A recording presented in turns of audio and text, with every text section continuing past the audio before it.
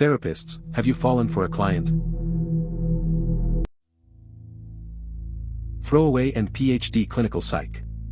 No, but some therapists find a client's vulnerability sexy or enticing. While I never have, a woman who graduated with me had her license yanked for engaging in inappropriate relations with a male client. Honestly, it isn't worth losing your career over. If you've done your PhD and all of your clinical rotations, you've invested years of your life to risk it for a quick romp. Most psychologist orders are quick to end a career to avoid any possible legal consequences, so it's often unlikely that you'd get a quick slap on the wrist and some punishment like continuing training and someone monitoring your practice. You'll lose everything. It's true that some therapists might cross lines, but it's usually not worth it in the long run. Putting years of hard work at risk for a moment of impulse doesn't seem smart. The consequences in the field can be severe, and it's not just a slap on the wrist. Losing a career over it is pretty drastic, and the impact can last for a long time. I had a client a decade or so ago that I couldn't have seen twice. Not professionally anyway. When you're a male massage therapist, that's a big deal. I've had a longer career than most, and she was the only one I would have had to recuse myself from had she come back again. It was only an hour-long conversation, but she was too right. Her tattoo was a long quote from a family member that spanned her torso like a horseshoe. She was in college, I live in a college town, going into medicine, her mom was a massage therapist, plus she was just too pretty. Normally that's not a thing. LMTs don't get to think that way. When you see a client you see an aesthetic human, not a beautiful girl. I love my job so I don't get to fuck up in the ethics department. But the fact that I never saw her again is one of my sweetest bittersweets. It's interesting how certain clients impact you differently. It's clear that this person left a strong impression on you. Balancing personal feelings with professional ethics can be tough, but it sounds like you handled it well. That bittersweet feeling is something many can relate to when faced with similar situations. It's part of the job, I guess. Throwaway to protect loved ones. I have very close family friends that ran into trouble with this issue. One of them is a mental health therapist and, from what it seems, gets too involved with clients. Nothing physical but very emotionally involved. Calling to talk outside of office hours, texting back and forth up to 50 times a day just about every day. This goes in waves, and the therapist/clients share photos of family members and past/present/future life experiences. The therapist spouse thinks it is okay and the non-therapist spouse thinks it is not. I know their marriage has suffered because of it. What do you think? Reading some of the responses here makes me think it is normal to have feelings for a therapist or client but not to have that sort of interaction. It is out of my league though. It sounds like a complicated situation. The boundaries in therapy are really important for both the therapist and the client. Emotional attachments can blur those lines and cause issues. If the therapist is too involved, it can impact their personal life and the effectiveness of their work. It's understandable that the spouses have different views on it. It's a tough spot for everyone involved. Using my throwaway. Not a therapist but a related story. I was seeing a therapist as a teen. About 16 or so, I'm male and the therapist was a female, maybe in her mid to late 20s. I got the feeling she had some kind of attraction to me. She would say things about how good looking I was or how pretty my eyes were often. I used to post videos on YouTube of myself dancing, popping/hip hop type stuff, and she said she'd actually watch them. Once she asked me if I was hungry and offered to take me someplace to get some food. I declined, but I wonder what would have happened had I done it. The comments about your looks seem a bit unprofessional, and it's interesting how you felt there was some attraction. Declining the food offer was probably wise, considering the boundaries that should exist in that relationship. It makes you think about how different things could have been if you had said yes. I'm getting my master's in counseling now and doing my internship as a youth and family counselor. I'm loving it. I would never jeopardize my career for a quick romp. Not to mention the harm to the individual that would cause. That said, I have female friends who go to see other counselors in the city. The amount of boundary breaking and flirting they report is staggering. 2 of my friends have been blatantly asked out by their therapists at some point. They find a new therapist after that, thank God. I know this field isn't perfect, and even some of the people I'm in grad school with are pretty lousy people, but hearing that was upsetting. It's good to hear you're enjoying your master's program and internship. It's troubling to hear about your friends' experiences with unprofessional behavior from their therapists.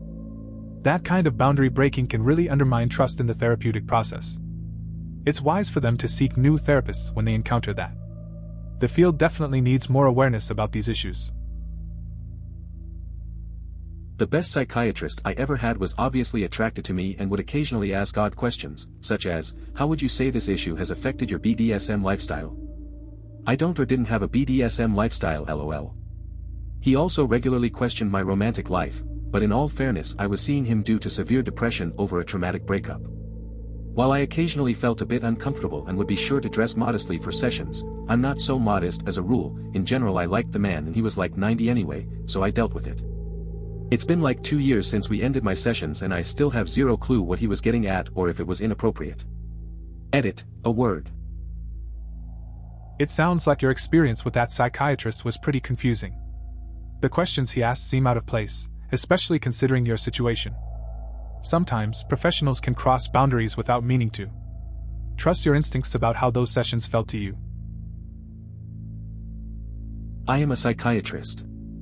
I would say that the intimate connection between a therapist and a client or a psychiatrist and a patient would actually make this situation more dangerous, because if something happened where eventually the relationship broke up, it would be such an incredible rejection. Imagine how hurtful it would be if someone you met as a therapist, someone who knew all your secrets and traumas, things you had never told even normal friends and lovers, ultimately decided to reject you. That would be devastating for most people. It's really much better if the therapist/psychiatrist keeps the relationship on a level where they can always be supportive and always be there for you. The message here is about the risks of emotional connections in therapy. A strong bond can lead to significant hurt if things go wrong. Trust is crucial, but a therapist needs to maintain boundaries for the sake of their client's well-being. It highlights the importance of professionalism in the therapeutic relationship. Keeping things supportive and respectful helps avoid potential emotional fallout. Generally, psychologists don't even acknowledge their patients if they see them on the street unless the patient does so first in order to protect patient privacy. If someone sees you both know each other and knows that one is a psychologist, then the obvious logical assumption becomes that the other person is a patient. A friendship, it seems, would potentially compromise the ability of the psychologist to provide objective input and observation, but I could be wrong on that as someone who isn't a psychologist myself. It makes sense that maintaining privacy is a priority for both parties. A friendship could blur the lines and affect the therapist's objectivity. It's a delicate balance, but I can see why they might choose to keep things strictly professional. It helps in preserving the integrity of the therapeutic relationship. Or they can bring it up if they think their therapist is going to be able to help them process it. It is just in how they bring it up and how the therapist approaches it. I had a client bring it up, when I was in shape and better looking, that she had a crush, and I had to work with her on sorting through true emotions versus the crafted emotions, for lack of a better term. It helped her, due to her prior sexual abuse, to realize that any person that shows interest in her is not interested in a sexual relationship, and therefore she does not have to craft feelings to protect herself from the upcoming abuse. She was so used to others having power over her that she would create a relationship model in her head to allow herself to say, I choose this, and not, this horrific event is happening to me. I worked with her for 3 more months. However, the session after that I had my supervisor listen in via the speaker system in the counseling room, for my safety. We got her hooked up with a good mental health therapist too. Smiley face.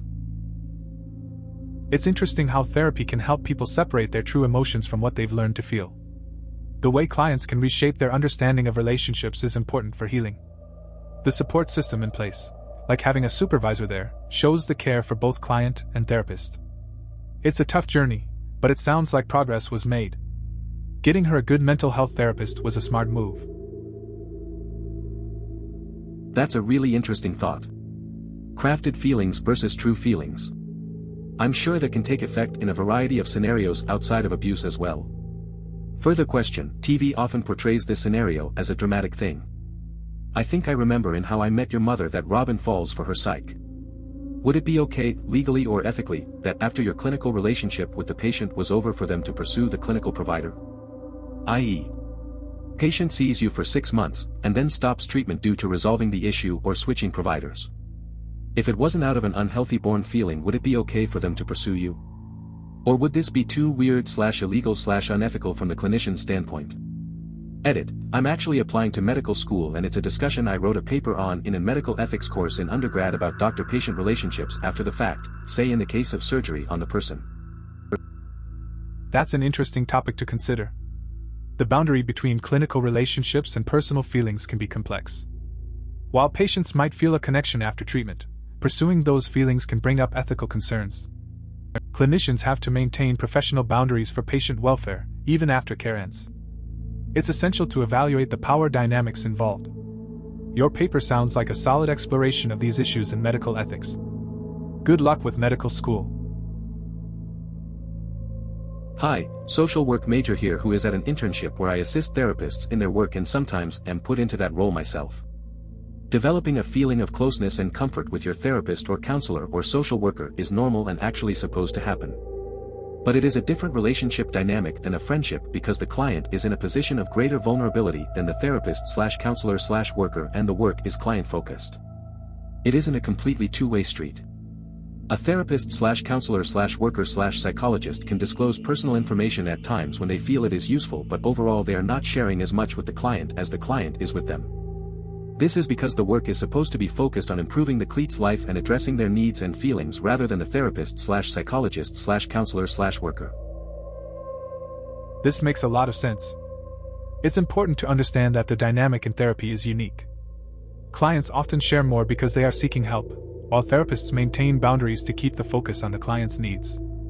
Developing closeness can be comforting, but it's key to remember the primary goal is to support the client through their journey, not to build a typical friendship. Short version, my parents died a day apart, so I went to a therapist to get some help with grief. Saw her about 5 months but always felt like we should be friends.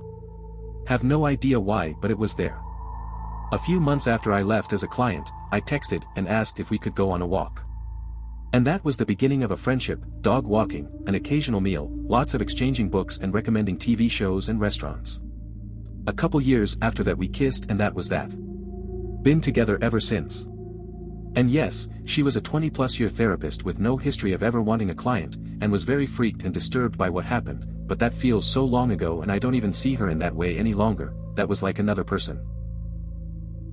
That's quite a story. It starts with loss and then turns into something unexpected. It's interesting how connections can form in unique ways. They found a friendship that led to more, despite the initial boundaries. The shift from therapist to partner can be complicated, but it seems they navigated it. Feels like a journey of healing and growth, moving past the original context. Who wants to have sex with an 18-year-old? Bleck. Right? Even if I were not happily married, no. Just no. I am old enough to be their mother. Right now the freshmen I teach are 2 years older than my kid. No thanks. Also, after having taught college students for a few years, I really enjoy teaching them and talking to them, but I can't even imagine having a relationship with one because of all the angst and bullshit that comes with being that age. God knows I was full of that shit at their age and I am happy not to be in that stage of life anymore. I've never had a student have a crush on me, that I'm aware, but I've had a few who have obviously wanted me to be their surrogate mom and help them through all their life problems. I've gotten very skilled at keeping a handy list of all the campus resources available to them and quickly steering them in the right direction. I think sometimes they just want someone to hear them. Okay, I heard you, and it really is okay if you go talk to a campus therapist, no judgment. Some of them have some serious baggage and I am not qualified to deal with it, but I'm happy to help them find someone who is. It's interesting how some people see teaching as more than just education. The idea of mixing personal feelings with the student-teacher dynamic can get complicated. Listening to them might be what they need, but knowing your own boundaries is important too. It's nice that you're providing resources rather than trying to take on their problems yourself.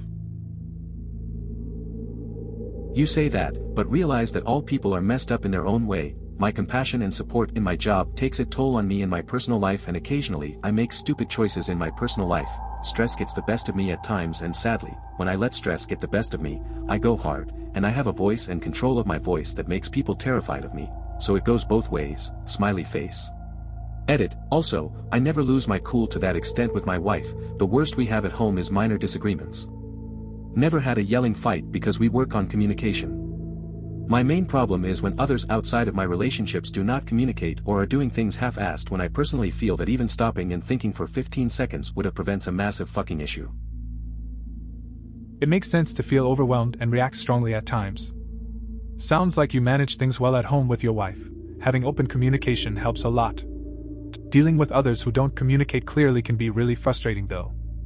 Overall, seems like a balancing act for you. I hope it helps you start the journey you need then. I have just found that people with sexual abuse or relationship abuse, domination, resistance, controlling, etc., have their perceptions of relationships corrupted by their learned behaviors. And as counselors/therapists, we need to work with them to have a healthy and safe return to healthy thinking patterns and lifestyles. Take your time on your journey, process thoughts, write things down and modify your thought patterns. Don't let 1-second realizations be the norm. Well, serious 1-second realizations, strive to make silly 1-second realizations the norm. Like when I realized that Florida got his name from where he is from. Florida, he just added a hyphen. It's important to take that time to reflect and reshape thoughts. It's funny how simple observations can sometimes be overlooked. Striving for more lighthearted realizations can make the journey easier to handle. Well, currently, if a client were to pursue me, I would gently let them down, informing them of my wife, the wonderful life I have with her, and that I do not see other women that way due to the feelings I have for her. If I were single, I would let them down gently and discuss how it would be unethical and inappropriate of me to have intimate knowledge of them before their health and recovery, which in turn would skew a relationship's balance of power and would create rifts where rifts would not naturally be created.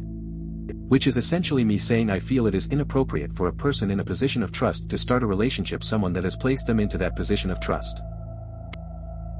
It's good to prioritize personal relationships and ethics. The distinction between being married and single makes sense, especially when considering the dynamics in a professional setting. This shows a level of integrity and awareness about boundaries. Balancing personal feelings with professional responsibilities is important, and it's wise to acknowledge how those can affect relationships.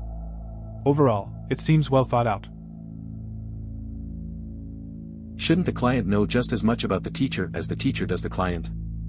It seems like that would form the strongest position trust. Just my personal opinion, but we are addressing therapy so very wrongly in this society. We base it on this theory of opening up and talking about your problems, which I don't see as beneficial.